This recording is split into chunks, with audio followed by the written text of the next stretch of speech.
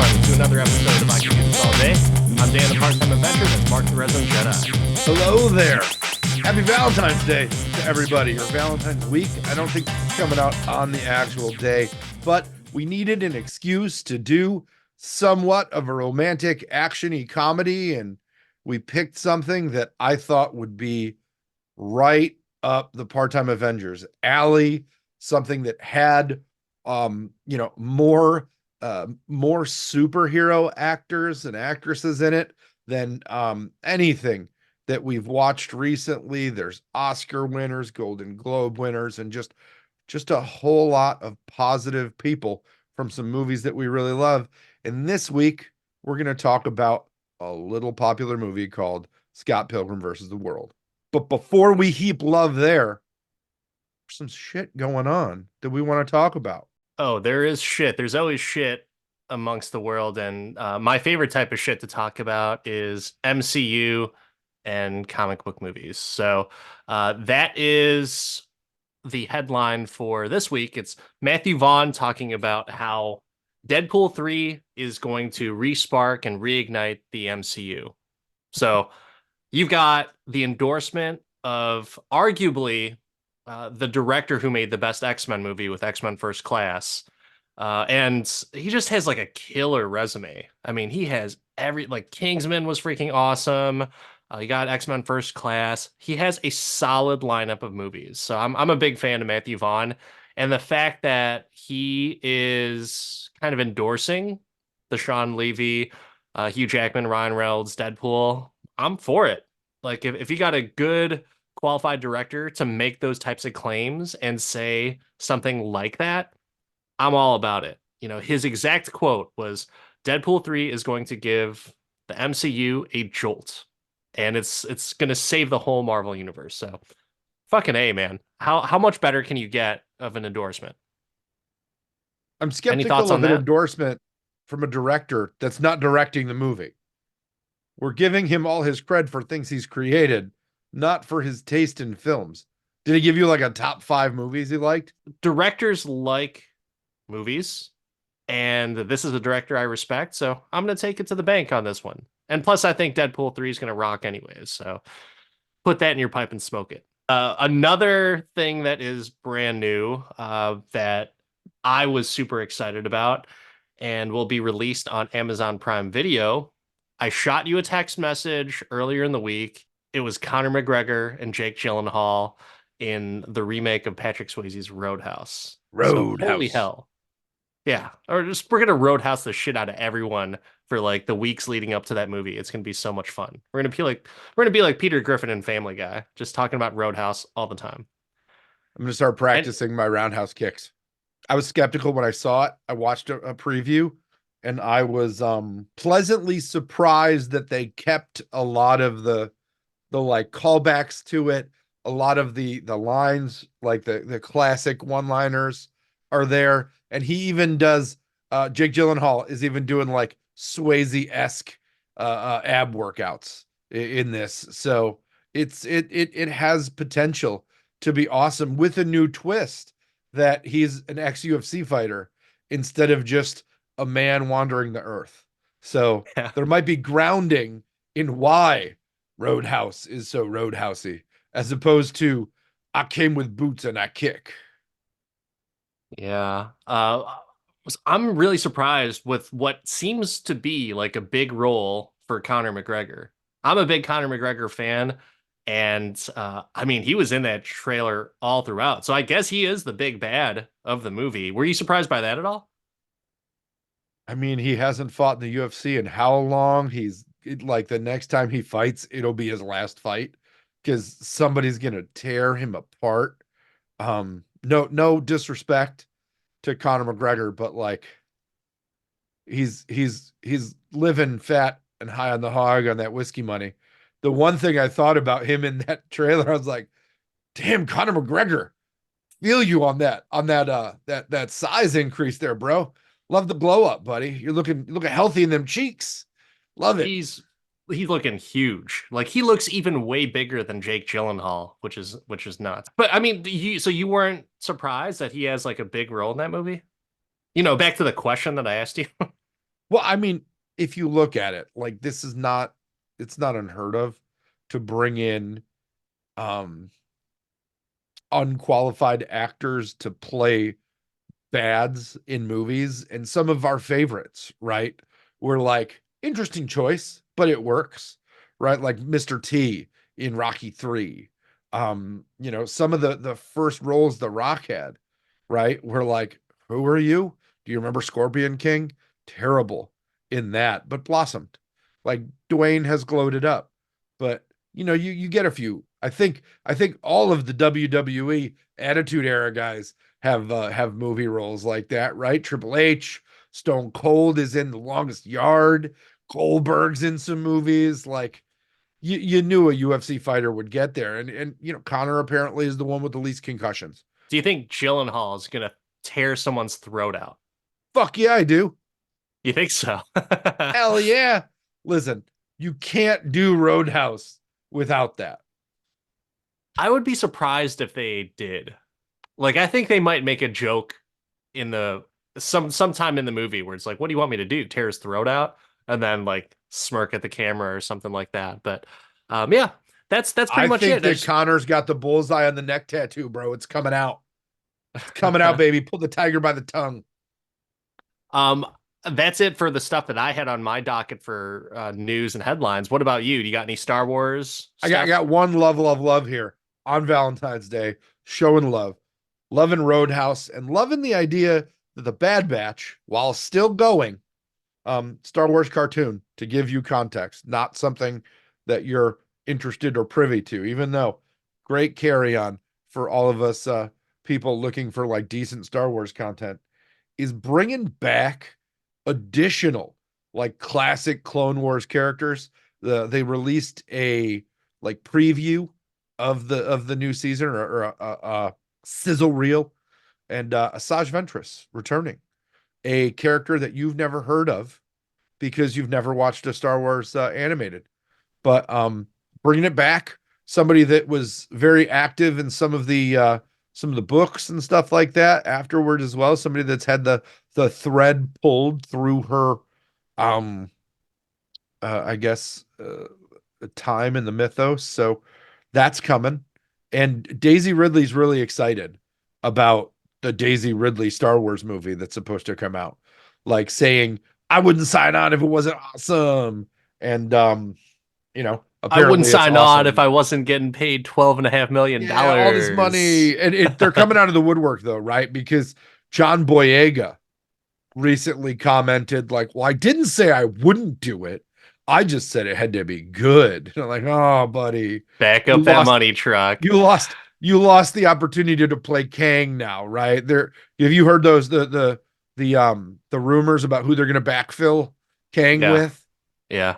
Denzel's son is one of the Former the people. NFL running back. You know what they should do is, I cannot for the life of me pronounce the guy's name, but whoever played the High Evolutionary in Guardians 3, that guy's so good. He could totally do that. And I'm sure he could play different characters. Yeah, just put a different face on him, right? Yeah. Give him Oh, hair. All you need to do is give him hair. That's it. You're all set. fade him blue. Nobody will know. Nobody will Yeah. know. No, that's Get a that's little blue terrible. I sparkly I do paint. think that John David Washington could do a good job with that. Uh, I've got mixed thoughts on that. I would rather see some other people. Not Boyega. I don't think Yeah, Boyega no, has the no. acting chops. He Boyega has needs to crawl skill. back to Star Wars. Boyega does have skill. He can play the different accents flawlessly, no problem. And I appreciate his acting chops, but I just don't think it's not Jonathan Majors, man. Like that's but the High Evolutionary guy, absolutely. Sign him up. Sign him up. Otherwise, just go like completely whitewash him. What if Marvel did that? What if they like whitewashed Kang and You mean they did the reverse of some of the yeah, the whitewash rumors that are out there? They just get a exactly. white ginger guy to do it, Yeah. Get like Brian just Scalabrine, the completely White reverse Mamba. it. What, Former Chicago Bull legend, bro? the The White white Mamba, mamba, Brian white Scalabrine. mamba. Oh Oh man, my God. you'll love this. I was going through like some old stuff, like cleaning out a closet or whatever, and my wife's like, "We should donate stuff." and I found a Brian Scalabrine like bull shirt that I bought specifically to go to this game that we were in like a box for something, and I'm like, I don't have any Bulls gear. It's like not the 90s anymore. So I found a Brian Scalabrine like t-shirt jersey, rocked That's that thing, and hilarious. Brian Scalabrine absolutely got into that game and dropped a three. He was chucking it, just hucking it up Oh there, man. baby. And I'm sure the crowd loved it. Oh, Just like, it went biggest cheer of the entire night of course. was Did you guys Brian get like free Scalabrine. Taco Bell too They were going afterwards? for the Because Big he's Macs, baby. oh, Big Big Macs, that's what it Macs. was. But just like the crowd loved it when Brian Scalabrine hit that three, we're gonna love talking about today's topic, and it's Scott Pilgrim versus the World. And I want to talk about the origin of this movie. This movie has been out for a long time, but what's your history with this movie? I remember seeing this movie way back when, like watched it once because there was a lot of hype around it. It came from a very popular graphic novel and has spawned video games and now an additional animated series on Netflix. Like there's a lot of Scott Pilgrim going on, and there has been for a while, right? Really popular. And I thought it was funny that you'd said you hadn't seen this or didn't remember seeing it because this seems like the perfect Dan movie. Like Michael Cera and a bunch of fight scenes. This is during like the 3 movie run of Michael Cera as the leading man in emo romance comedies, right? It's Juno, it's this, and it's Nick and Nora's Infinite Playlist. I told my wife like this and Nick and Nora, some of the best like random movie soundtracks of popular music in that 2010s area of time. Well, at this particular point in time, I wasn't even full into the MCU either. I didn't watch Iron Man or Incredible Hulk in theaters, and I think this is probably right around the time that I did watch it on video rental. But yeah, so I've never seen this. I've seen clips of it here and there. I always thought it might be interesting, but because the way my brain is wired and it was like dubbed like a romantic comedy, I'm like, oh, not for me, son. Shocking. Sorry, I'm not, The I'm not listeners are watching it. shocked. When I started seeing clips of this and realizing like how stacked this movie Dude. was, I'm like, yeah, I want to watch it. And I always said that I would watch it, and I would. I think it's been on my like Netflix playlist or my list for months upon months, and I was just like waiting for the right time to watch it, and here it is, time for the podcast, and just in time for Valentine's Day week. So, yeah, that's my history. And what type of expectations did you have going into this movie? I remember enjoying it. I remember after the first time I watched it, I was heavy into the soundtrack for a minute.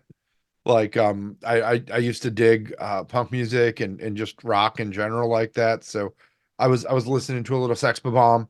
But I was stoked to watch it again and just kind of get my wife hadn't seen it. I don't think she'd ever heard of it. So to get her to even during the opening credits, she's like, "Wait, who's in this?"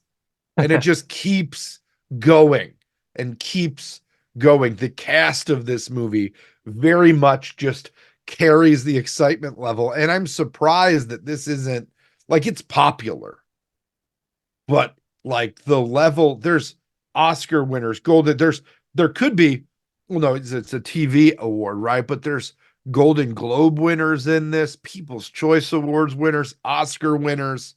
Like this is stacked. 3 Avengers, right? And a Superman. And a Superman. And Allison Pill was in Picard. She was kind of a big deal in the Star Trek world. And a member of Um, the Suicide Squad. yeah. I mean, it's absolutely nuts. I didn't have that much of an expectation going in, other than the fact that this is going to be fun. Because the clips that I've seen circulating on like Facebook, with Evans being in there, I thought Evans was going to have a more prominent part in this, but I was happy with what I got. I Yeah, love like horny asshole evil Evans. Like it's so good, and that's why I liked watching The Gray Man, where he could be a little bit more serious, but still kind of be like that asshole of an evil bad guy. The whole idea behind seeing this cast list as I was going through the credits was just bonkers to me that I didn't watch this sooner. So I already knew that I was going to be in for a good ride. Whether or not I was going to like it, that remains to be seen, but I knew I was going to have at least, for the very least, a lot of entertaining points for this. Even with the cast, I thought that the ride of the movie, like the journey, I thought would fit for you when we were talking about this. And I'm like, ooh, Dan, I'm not going to tell Dan that there are 7 fight scenes in this movie or more that are fully orchestrated and like OG ninja movie, like Uh, let's fucking, let's talk oh, about that right now because those are good action they scenes, are. really good. And I'm thinking back to the last Marvel movie that had action scenes that could rival that. And I'm going way back to Shang-Chi. I figured you And would. Shang-Chi had fantastic martial arts Mhm. action. And this is like the same type of, choreography. And granted, Edgar Wright isn't great at like the martial arts or fight choreography stuff. Whoever he had in charge of that did a fantastic job. But Edgar Wright himself, as the director, are you a fan of his movies? Um, I'm a fan of some of the stuff he's done, right? You know that I'm a huge Shaun of the Dead guy, and I love that group, right? The Simon Pegg, Nick Frost movies. And The World's End, I thought super underrated It's all right. Yeah. as a movie, and there's some good stuff on there. The more recent things like Last Night in Soho, but like Baby Driver was great. Yeah. Um, you know, I like some, but I don't think he's got this amazing list. I think that he's done a few really, really tight movies, like I said, Hot Fuzz, Shaun of the Dead. Um, the stuff with Frost and that group is really solid. I'm And curious as to how his Ant-Man movie would have been. Because there's still a lot of remnants of Edgar Wright-ishness in that movie. But before he was replaced by Peyton Reed, um, I think the soundtrack would have been slamming on Ant-Man if Edgar Wright would have stayed on because that's something that he does consistently in all of his movies is he has a fantastic soundtrack.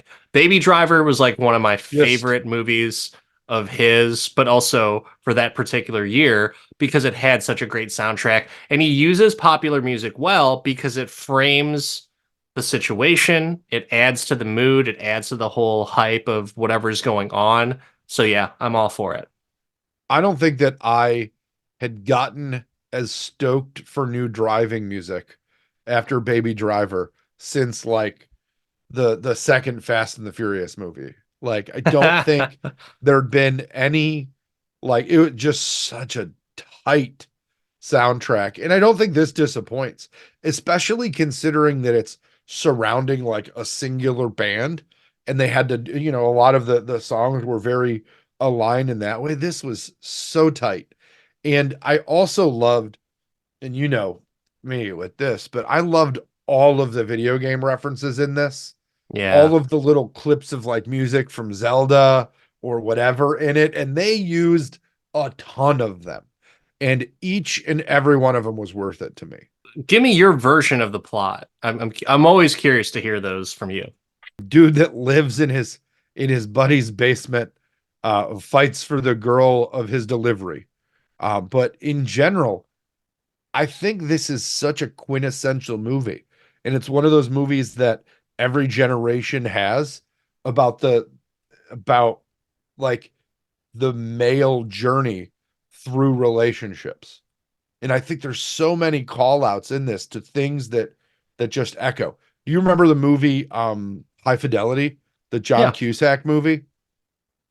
I That was one of my favorite movies for a really long time. And that movie is about a guy getting over the fact that he was the reason that all of his relationships ended. Like it wasn't the universe, it wasn't pop music. It was just he was kind of a dick. and he needed to own that.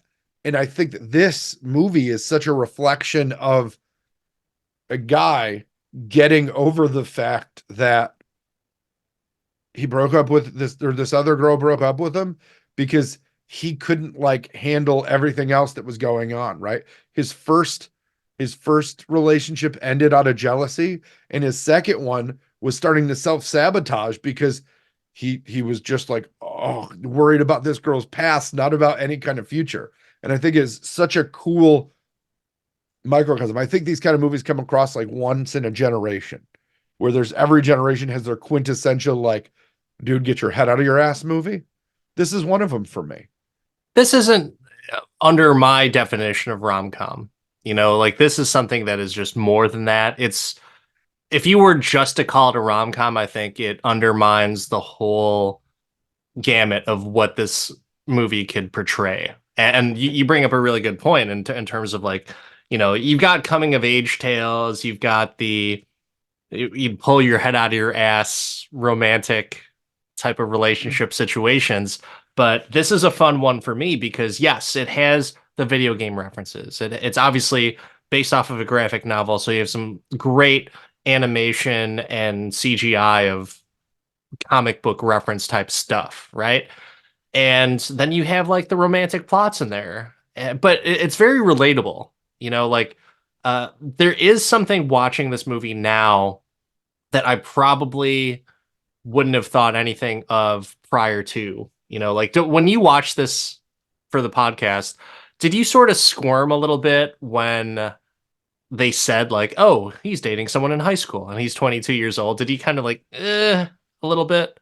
No, I don't think I Careful, squirmed. careful. They how old? I don't even remember how old he was. 22, And he was 22. So 17. when Remember, when when I was 22, I'm pretty sure my wife was in high school. but did you date her? No, no, See, no. But there's the difference. There's the difference, though. but I think that's a microcosm on somebody who lacks confidence and is just, dating a girl, or in a relationship that he can 100% control with somebody that's nowhere near like an equal partner from any perspective, right? Like, and he gets to just continue to be a child, right? Like they have their DDR choreography, and the whole band was worried about her having like an opinion on their band as opposed to just fanning out. Like it's just a safe relationship. To the movie's credit and to the character's credit, the cringe wasn't like, oh, he's banging a 17-year-old. He Yeah, was very, I thought, respectful of that situation, right? And I don't, that didn't. That's why I don't think it cringed me, because Michael Cera doesn't seem like a predator, in yeah. unless you're watching that movie where Rihanna punches him in the face. That was my favorite Michael Cera performance. Yes, It was so my good. favorite Rihanna performance as well, because who doesn't want to punch Michael Cera in the face? He could be my friend, and you know what? He is a friend of the podcast. Michael Cera. Next time you're in town, just come on over to the studio, and we'll have you on. Yeah, like for that, I don't know if he was even just the polite, nice guy. I think he was just inexperienced, kind of nerdy, awkward, and that's what it was. There's like this hidden confidence in him, obviously with the whole fighting of the seven X's when he meets Ramona. I wasn't sure if they were trying to Tarantino this motherfucker, where it was like time jumping. Even my wife, we were watching it together, and she's like, "What the fuck is going on right now? Is he just like is Scott Pilgrim just kind of like this weirdo that thinks things are dreams, but it actually happened, or he thinks it happened, but they were actually dreams? Whatever, right?" Yeah, That's the only thing that took me out of the situation. I'm gonna be honest. The bouncy cuts in this and just the quick back and forth really played well for my ADD. Like I was just like, ooh, a thing, and they're shiny, and we're moving right along. And there wasn't like, I love me a Tarantino movie. I love the going back and getting context, but movie didn't need it. Chug along, baby. Let's go. Yeah. And I thought it kept it really tight. Like there wasn't a point in this movie where I'm like, oh, this is the slow part.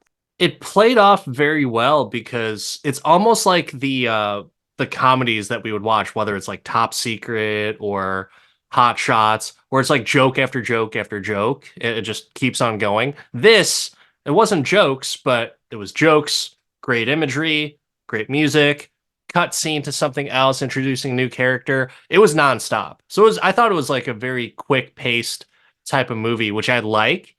But there are times where that could detract the overall story. Are you Mhm. making a quick movie just to cram all the shit in there? Or is, as a viewer and as an audience, are we just in for this almost teenage, late, early adult type of phase in their lives to where everything is very fast? Everything is one after another. There are no breaks. You just go from one thing to the next and you're on your new adventure. I think that's why I appreciated this movie as much as I did, because it wasn't just quick comedy relief or quick cuts for that sake. It was a purpose, and the whole kind of demographic and culture of the people that are in the movie, that's what their lifestyle was like.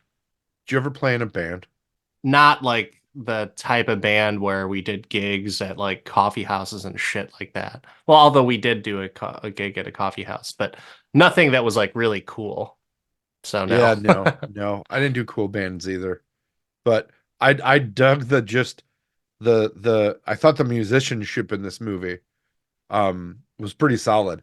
Whatever bass player they got to play those bass riffs was fucking killing it. That type of music and that type of band mentality, right? Hmm. Like it was so cool to see that, because it kind of takes me back like, oh man, I wish I could play in a band, because there's nothing better than that thrill to be on the stage and performing. And that's kind of what I miss. When it comes to bands and significant others breaking them up or throwing their opinions out, like Yoko and John with the Beatles, that sort of, it doesn't come into play for this. But anytime, like, I love the fact that they play off of that. It's like, oh, there's a girl. She better not do this shit. Better not do that shit. But Like, it does though. It does because Scott was Brie Larson's bass player. yeah, Like it yeah, totally did. They already Yokoed it. This is fucking Wings versus the Beatles in a way, right? Like I it's really suppose. cool. But he took himself out of the situation anyway when young Neil took over his bass part because of, towards the end of the He's the movie. one to sell out. Yeah, exactly. I thought that was I like that they hilarious. call that out too. It's like we're here Yeah, to we're sell selling out. out. So obviously, this is a episode that we're releasing for Valentine's Day, and it has to do with romance. So when Scott meets Ramona Flowers, it's just like that instant magnetic attraction. Like, I need to talk to that girl. That's what it is. So do you have any like weird dating stories of something similar, or that plays in the same vein as this movie? No, I've never had good luck with I need to talk to her right now because that usually happened in situations where judgment was clouded by substance, right? Like I don't know that I've been in situations where that's been good, but I do have a really awesome dating story around co-arcade video game play. So you know how they were playing DDR in that game and they were like fucking flippy spinning all over each other? I was decent at a little game called Guitar Hero, Yeah, which, yeah. was super fun. And I call it a date because even though I think we were married at the time, but me and my wife took a little trip to the most classiest place along the Canadian American border, and that's Niagara Falls. And we went to a restaurant and had some dinner and had like two or three bottles of cheap Canadian hooch wine. And we're stumbling back to the hotel to this wide open, amazing arcade, and definitely spent a good what probably seemed like 15 minutes and turned out to be 45 stumbling our way through Guitar Hero. And it reminded me, and this was like something that we did randomly anytime we'd see a Guitar Hero machine anywhere. No weird, I saw her across the room and I had to have her stories. Hmm. Not. Okay. What about you? What about you? Did you look in through a smoke filled room, smell of wine and cheap perfume, and just make it happen? It's funny. I did have a there was a college story once where there was this and I think I had mentioned it on the podcast before. So my old buddy Tom, who lived in a house with like a bunch of dudes, not a frat house, just Oh, like Tom and the dudes. friends. Yeah, Tom and Is that like dudes. Kieran Culkin's dude bed? Similar? No, no, no. Similar, That was Tom? hilarious though. Kieran Culkin, I Oh, hate Kieran Culkin, but he was fantastic in this. And I dude, just this was love the like fact. Kieran Culkin before now, like Big Swing and Dick Kieran Culkin. This was like, oh, you're Yeah, Macaulay's brother. Oh, I get it. exactly. But he was so funny, and the fact that he stole Scott's sister's boyfriend was just hilarious to The me. fact that Anna Kendrick is in this movie and Audrey Plaza's in this, like the whole cast is Yeah, like, it's a you great could cast. never afford to make this movie now with these people. The story that I have is, and I won't go into too much detail with it just because who cares about ex-girlfriends, but this one was kind of funny just in the fact that I was at a college party and there was a girl that I found attractive, and I was just trying to talk to her a little bit more. She ended up going off with one of the other guys at the party. And that was that. That was that. It turns out that I dated her 8 years after the fact, and I didn't know that that was the girl from the party until I randomly saw a Facebook picture that I was tagged in, and she was in it. And I was just like, wait a second, that's you? And you were, and so it was like this whole dynamic of like, she thought I was mad because she went off with another dude. I was like, that was like literally 8 years ago. So yeah, it doesn't bother me. But it was just kind of weird and coincidental that 8 years later we ended up dating, and never had talked to each other after that party until we started dating. So Oh, that's the only did she have a strange. yellow umbrella? No, Oh, no, but lots of other disappointing. vices. So if there's points for that, plenty of vices, and yeah. But with It's on the crazy. opposite side of the spectrum, though, so Oh, like there's a dating story right there for you. Have you ever dragged your feet while breaking up with a girl, like how Scott seems to do with Knives Chow, which, by the way, is an awesome name for no reason at the beginning of the movie that you're thinking like, wow, that's a strange name. But yeah, it definitely comes into play later on. yeah, later on, but is that like borderline offensive at the beginning of the movie that they named the Asian girl Knives Chow? I mean, if it was, did anyone think anything of it in the graphic novel? Probably not. So I don't see why we have to. I think we're at that point where we're probably uber sensitive just in case. So I didn't have a problem with it. Okay. Well, yeah, I mean, you would be the person that I would ask I would be if the that was. closest one. Yeah. I'm just So saying that, that if you don't have a problem with it, I don't have a problem with it. Um, I feel like this movie brings back into context what dating used to be like pre-social media and smartphones. Like breakups were not like you couldn't FaceTime them and it wasn't in parlance to like just text it. Though I don't know about you, totally been broken up with via text. Um before. In relationship that lasted more than like 2 weeks. So it was a low ball. But yeah, side you, yes, no, text. text, I don't think so. I You are a don't better think man than so. I. But I have been in that situation where you're just like, well, this opportunity is much better than this opportunity, which is going nowhere.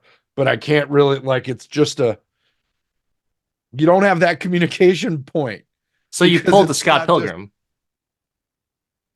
no. I mean, it doesn't matter. This was so long ago, and Well, both no, that's girls what were but I'm asking. over Like 18. that's what I'm trying to get. Like I so, mean, because we've all. you I think that I've been caught up in a situation like that, okay. right? Where you're just like, oh, but I can't do it until we're like actually talking, and like that takes effort. And I think that now you just don't.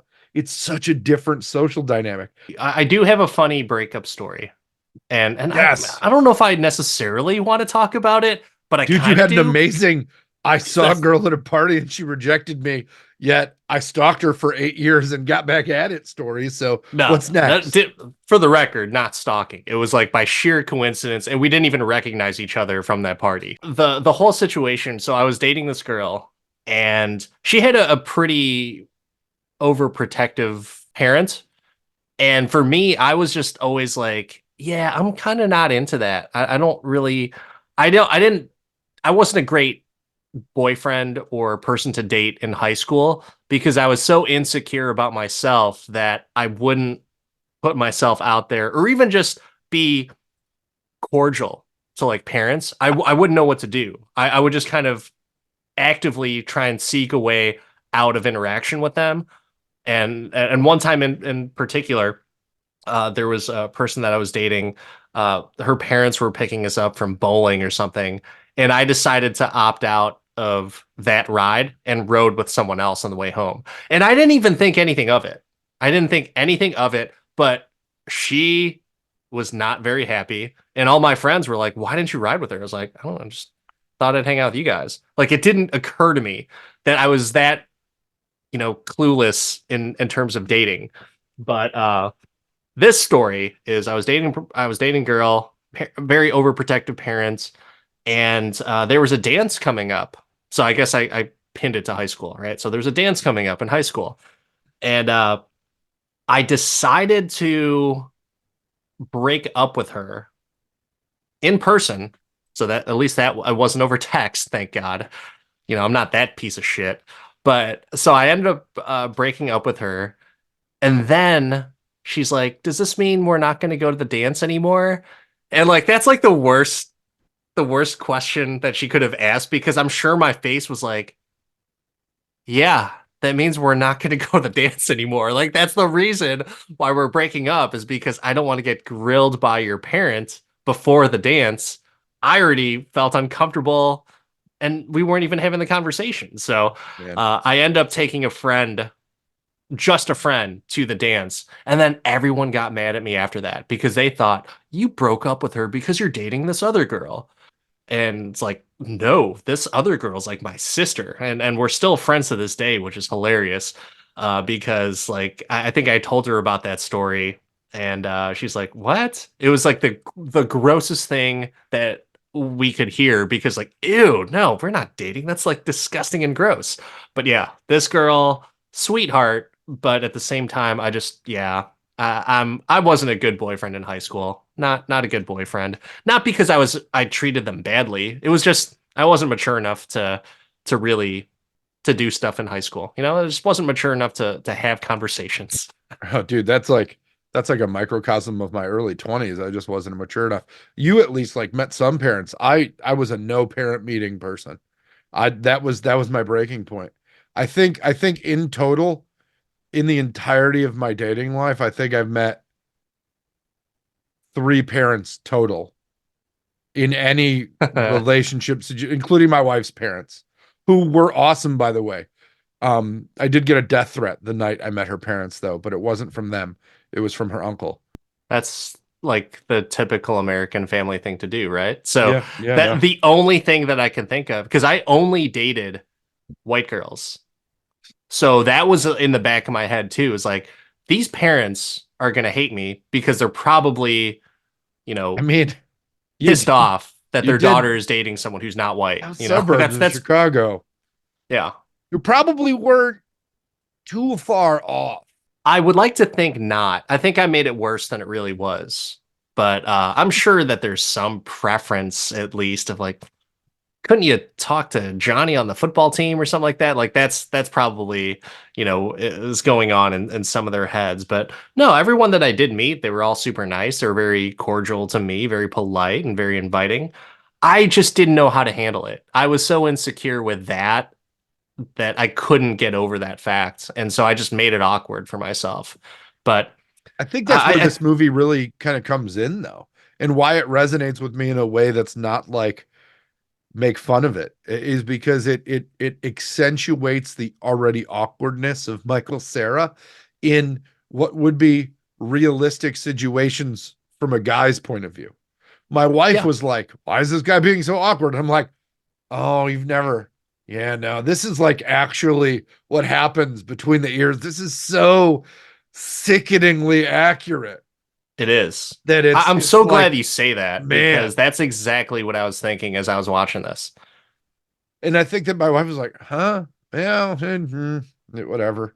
Why are you overthinking things? And I'm like, no, that's like all men do in That's relationships. Is what we either do. we either overthink it or there's the guys that don't think about it all and they're terrible people. I definitely would rather Any overthink than not think. I think we both overthink. That's why we get along because we overthink Do you think together. so? Do you really think that? I don't know. I don't Maybe. know. Maybe Maybe. we're wrong. You know, the one thing that I don't have to overthink about the fact that there's one other standard dating move in this movie that even, when did this come out? Like 2010. 2010. So even 14 years later is still a laughable addition, yet very relevant when Michael Cera goes all Ken and whips out the guitar and has to serenade. Like, I'm just like, he's just not singing the right song. It's like Barbie. And my wife laughed at that part. She was like, haha, it is. I love Barbie. My favorite character out of that entire thing, besides Mermaid John Cena. Yeah. So, well, going back to the movie, we took a slight detour. So, for any of our friends that knew us back in high school and all that stuff, I'm sure you'll appreciate those stories or be like, hey, I remember that. Great for you.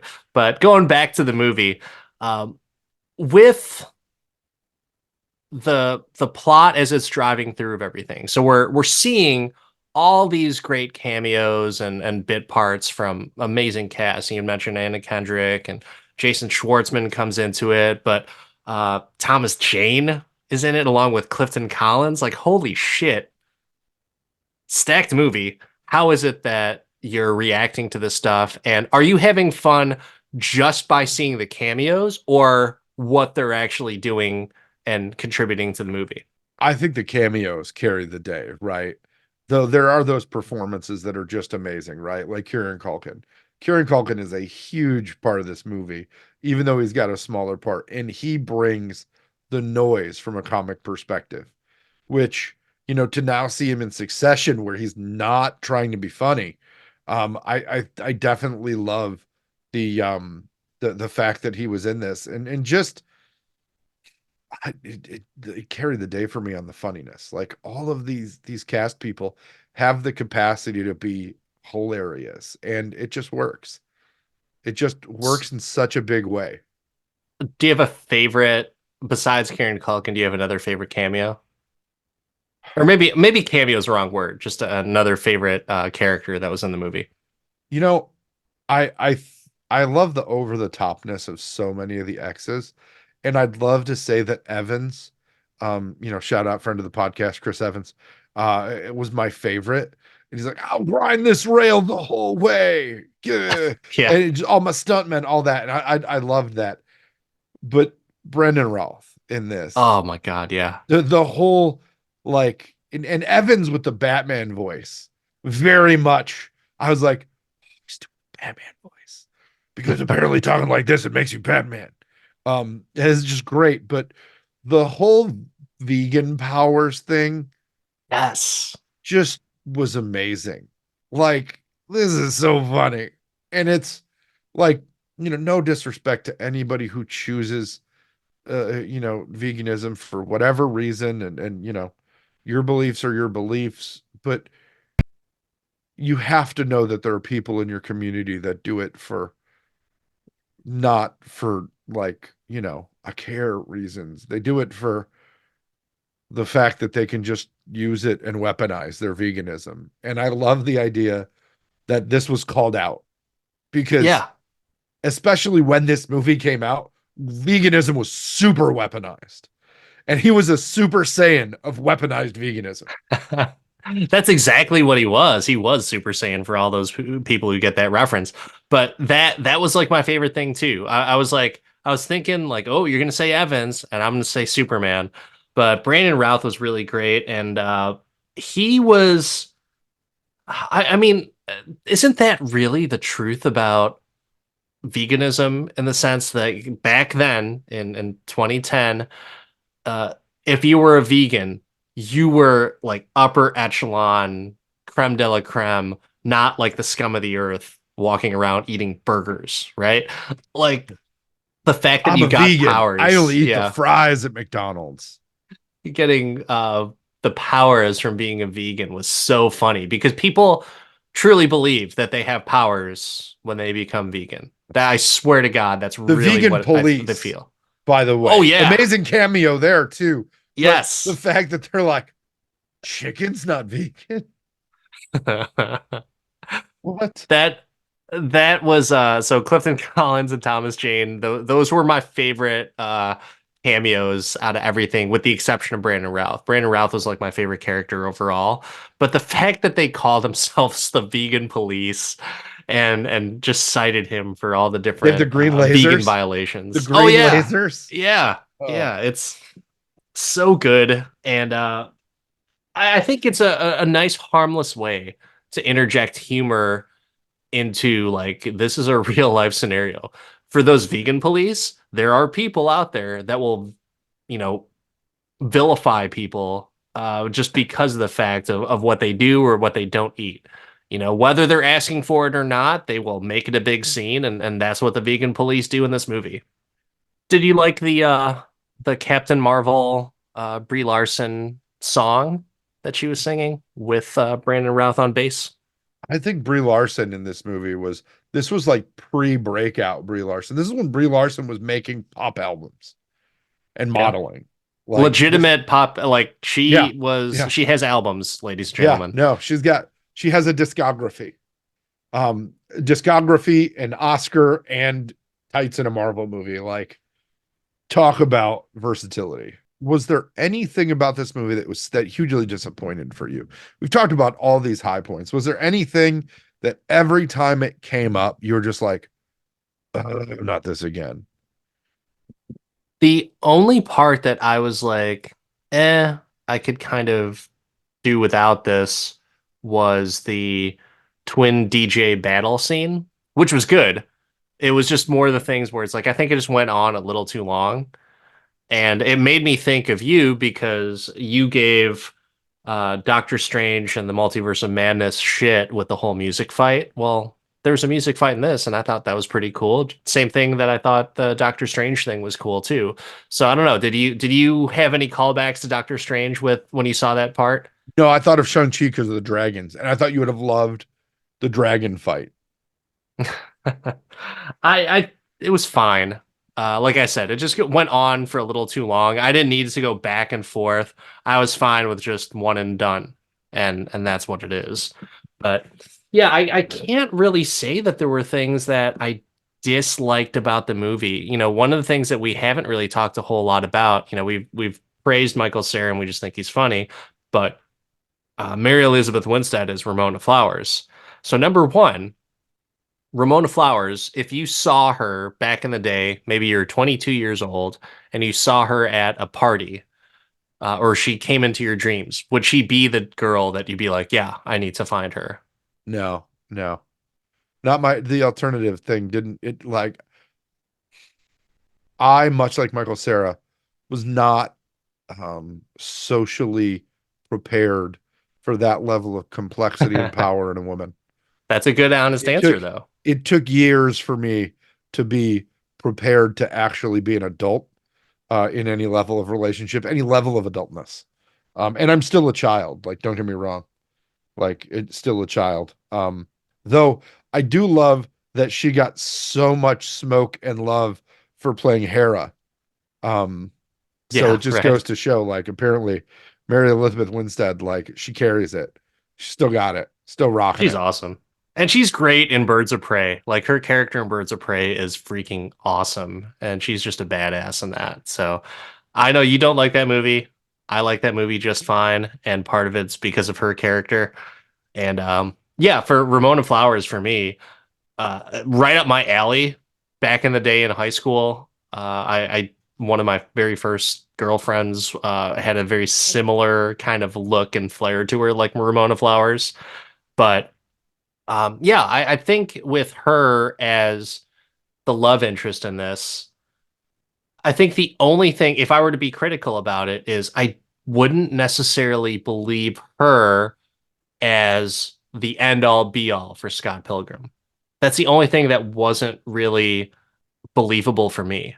I liked her because of my own personal preferences and tastes and just kind of that connection to my past. But at the same time, like I don't necessarily see that in the character for them, besides that one night that they're in bed together. Other than that, I think it's just like, yeah, this is just a person you hang out with.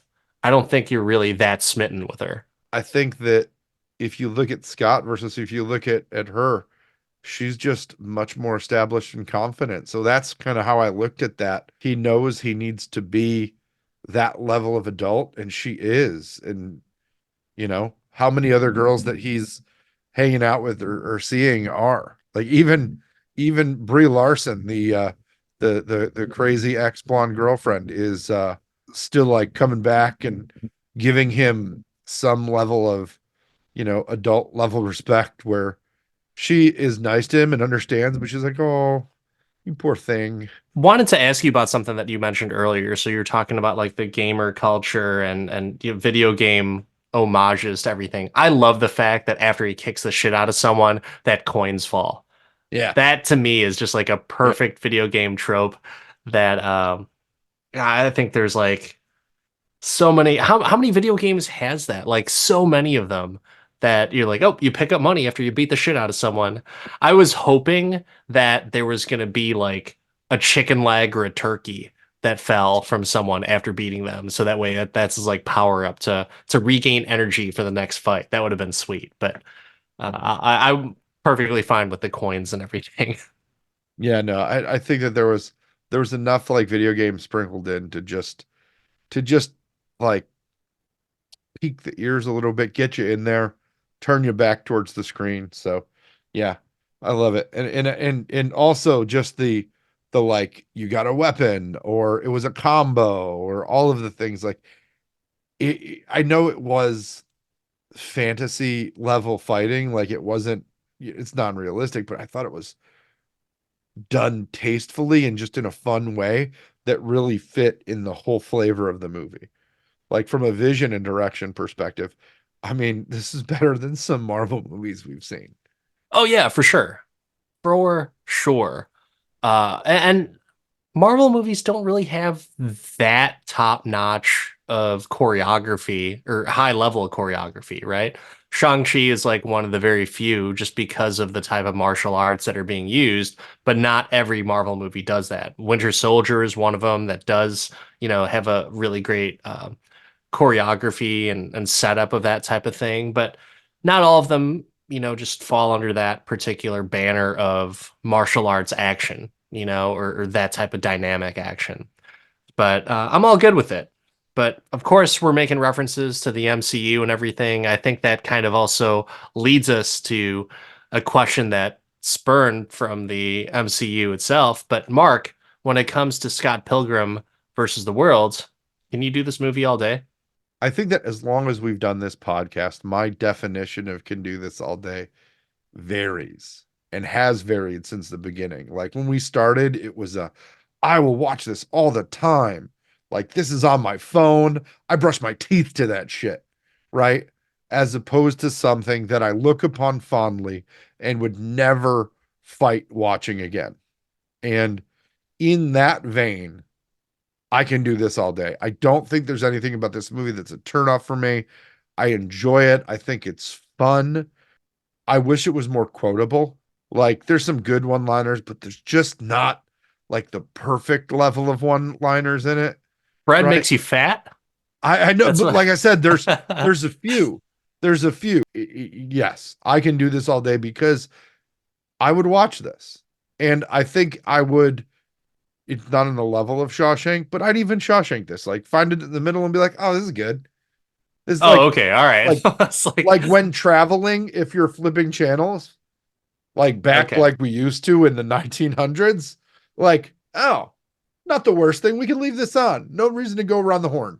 Yeah. Okay. Fair enough. Like you kind of scared me there for a second. Like as much as this could be a good movie, like I don't know if I'd put it on the same level as Shawshank No, Redemption, but but like I said, like as somebody who travels a good amount for work yourself. You know the feeling of having to flip through the damn channels at whatever hotel you're sleeping in when you're too lazy to set up your own movie thing.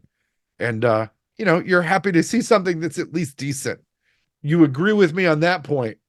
Do you agree with me that you can do this movie all day? Break it down like I normally do. So, nostalgia, really high marks in nostalgia. The video game references, the excellent use of music in this movie is another top-notch thing that Edgar Wright just does so well.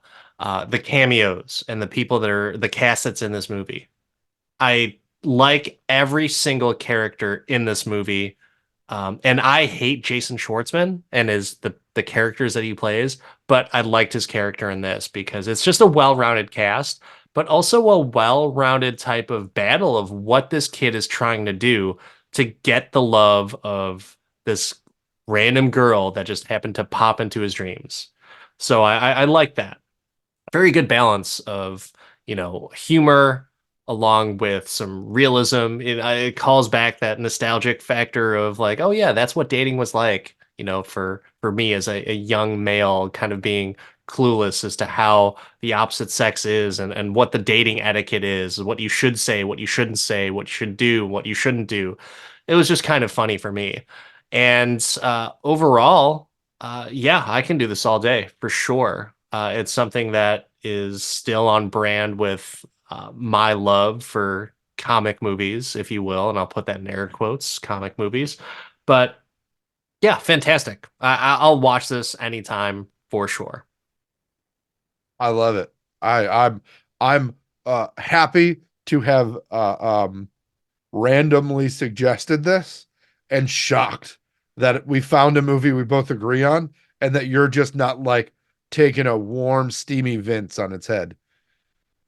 I think you've done that way more often than I have, for the record. But that will we're gonna keep tabs of it in 2024. So we're gonna see how many times we shit on the movies, and we'll see who praises more movies as we I go mean, through how many everything. Stallone superhero movies can we do in a year? I don't know, but I'll watch that one again and just do another podcast again because we had such fun just No, trashing that. So. no. Oh, so good. So good. Check out that episode of Samaritan. And by the way, if you ever want to check out the worst episode that or worst thing that we've ever watched for the podcast, it's now gone to the Star Wars Holiday Special. So check out that episode. But until next time, I'm Dan the Part-Time Avenger. That's Mark the Resident Jedi. Like, subscribe, and maybe watch this movie with your significant other and appreciate the fact that you're not out there having to deal with this shit that Scott Pilgrim did. Cupid shoots an arrow. I hope it hits you well. So happy Valentine's Day, everyone. We'll see you next time.